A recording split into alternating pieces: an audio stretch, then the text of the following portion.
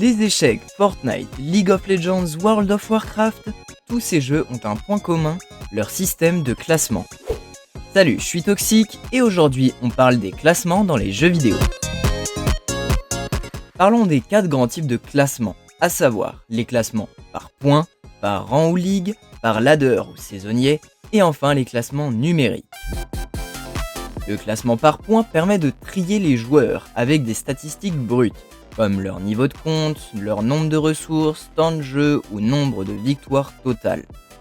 Généralement permanent et moins compétitif que la plupart des autres classements, il donne un sentiment de progression continue aux joueurs, qui peuvent alors se fixer leurs propres objectifs ou suivre des objectifs préétablis. Ça les incite à revenir régulièrement pour monter en stade dans des parties non classées ou en effectuant des quêtes ou missions quotidiennes. En revanche, avec ce système de classement, les sessions de jeu doivent être diversifiées pour ne pas lasser les joueurs. Aussi, il favorise les joueurs qui ont beaucoup de temps et ne reflètent pas forcément leur niveau de jeu.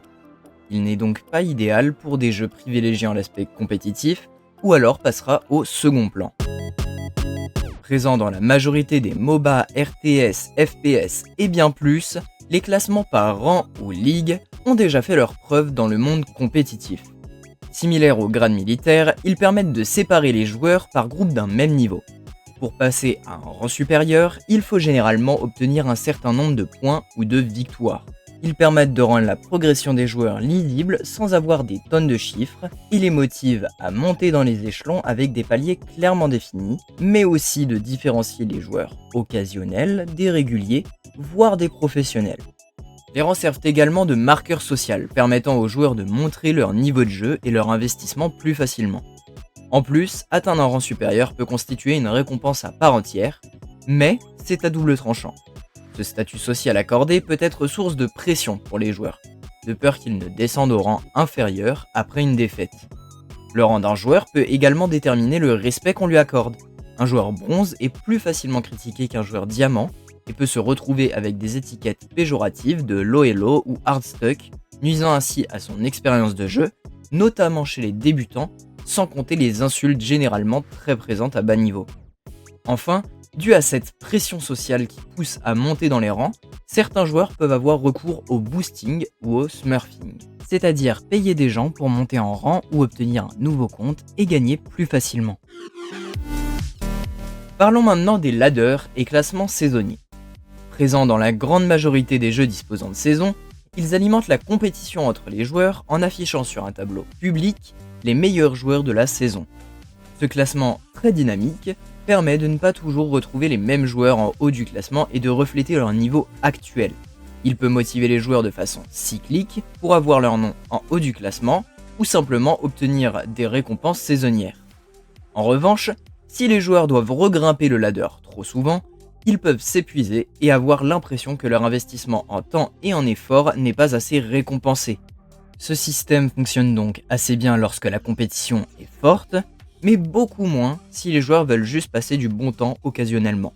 Ce qui nous amène au classement numérique. Utilisant des valeurs cachées ou partiellement visibles, ils permettent de déterminer le niveau des joueurs le plus précisément possible et sont principalement utilisés lors du matchmaking. Plus que des systèmes de classification, il s'agit de différentes méthodes de calcul. Elo, Glyco2, MMR, TrueSkill et bien plus, toutes ces méthodes de calcul sont généralement très efficaces pour assurer l'équilibre des parties, mais ne sont valables qu'avec un échantillon de parties suffisant. Ces systèmes permettent également d'adapter les gains et les pertes en fin de partie de façon plus ou moins précise selon les systèmes, pouvant réduire la frustration pour certains joueurs, mais en causer chez d'autres dû à l'opacité des méthodes de calcul. C'est pourquoi la majorité des jeux utilisant ces systèmes disposent de parties de placement. Le problème, c'est qu'à chaque début de saison, les joueurs se retrouvent tous à des paliers similaires, ce qui peut rendre les parties extrêmement déséquilibrées et classées bien plus bas que le niveau réel d'un joueur. Enfin, comme pour les classements par rang ou ligue, les problèmes de boost et de smurf sont toujours d'actualité avec ce système.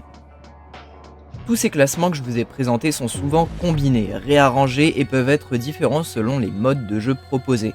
C'est donc à vous de trouver celui qui conviendra le mieux à votre jeu. J'espère que vous aurez appris des choses à travers cette vidéo, ou qu'elle aura au moins éveillé votre curiosité à ce sujet. Tous mes réseaux sont disponibles dans la description. C'était Toxic. Ciao.